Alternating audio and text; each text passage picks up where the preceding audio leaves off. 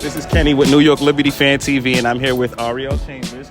And she was just calming me down because I'm super nervous, and I'm starting to sweat a little bit because this is a huge thing for me. My first media event. So I had a couple of questions that I wanted to ask you. Before you ask me any questions, just know your first media event was an Olympic camp. Olympic camp, yeah, that's huge. It's a USA basketball camp. That's pretty big. huge. Okay. That's pretty huge. Take a beat to acknowledge. Thank you so much. And I wanted to take a second to ask Ariel a few questions about women's basketball, specifically in the state that it's in. So in your opinion, what is the current state of women's basketball, and how can it further be promoted and polarized? Oh, it's up. It's up. The visibility is increased. The viewership has increased. The fandom has increased. The accessibility has increased. So I only see upward. Where we need to improve, I don't know if I can inherit that weight because misogyny holds it back. Racism holds it back, especially the basketball space, because leagues like the WNBA are predominantly black. They're women. Some are queer. And so it's just, they're fighting against so many different facets that people just still don't want to digest them in the space. And that's where it is. That's where we're at. But if you know that they're winning and improving despite, that's a good sign. And you just said it because you speak about the misogyny, you speak about it being a male-dominated field and everything. Could you speak about some of the trials and tribulations you had to go through, and like what did you do just to kind of like you still fighting them, right? And so talk to us about like what's that experience like, and what are you doing to kind of go through that too?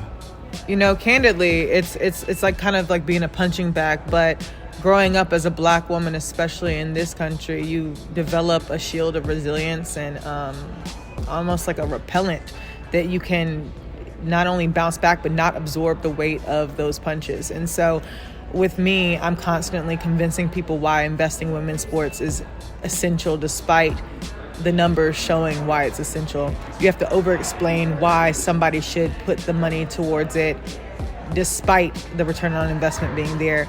You have to fight people who are committed to ignorance when it comes to women's sports, WNBA in particular. But I am working to preserve my energy so that I don't have to expel it to things or people who are committed to that. But I think that it's all in the greater good. I don't think that we could continue to fight like this if we didn't see glimpses of hope. And there's so much hope that's presented in front of us, and that's something that I'm looking forward to. And I love that you said that, because it's about taking the high road. Because I see so many keyboard warriors, especially when they speak about women's sports and the disrespect that women's sports gets. But when you look at the NBA and college basketball, the men are actually giving a lot of respect to the women. And in a sense, I see the NBA supporting. And what do you think about what's happening with the upcoming three-point shootout with Sabrina and Steph? What are your thoughts on that? I love the three-point shootout. The critique from the women's sports fan is the women's sports involvement in the NBA All-Star hasn't historically been anything but trivial. So when you put head-to-head combat with Steph and Sabrina, that is a win. That is a win for everybody. And I know people were concerned about, what if she loses? She's there and she holds it down. At the end of the day, she got a record. She has a record for the three-point shooting. So like, can't nobody tell her nothing anyway.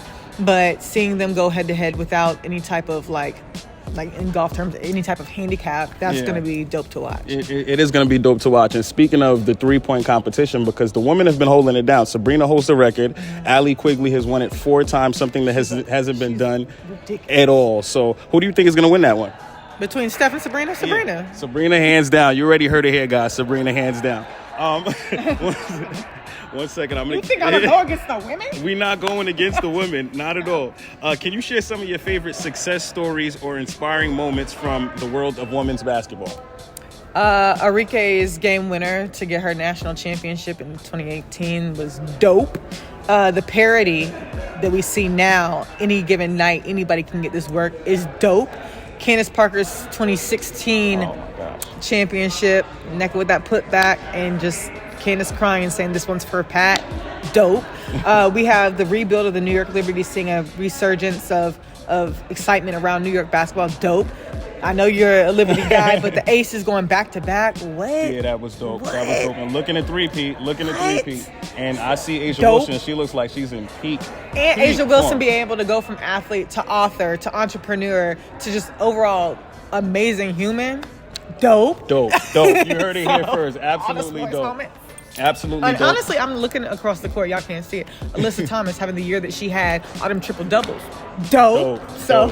Dope. So, my last thing for you, I just want to speak about WNBA free agency because it started off a little bit quiet. It's not like the NBA. You know, NBA free agency starts, is all of this, it goes crazy. Mm-hmm. And it was a little bit quiet for WNBA. And then that signing day happened, and it was just...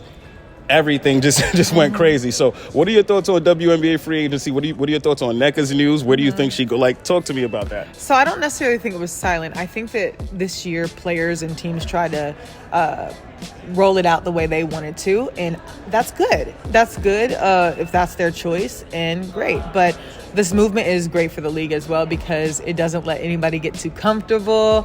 You have to decide if your allegiance is with the player or the team. It spices things up. We don't know the dynamics of the team. So going into the season, it's like who'll come out on top. Again, more parity. GM's actually GMing and like putting together the pieces that we've seen. Massive differences in teams over the years, like between the top tier and the bottom tier. I think we're starting to blend tiers, and so that's something great. And that's amazing. Ariel, before I go, is there anything that you want to leave with the people about the WNBA or about yourself before we go? Check out Off Top Season 3. We already started filming for it.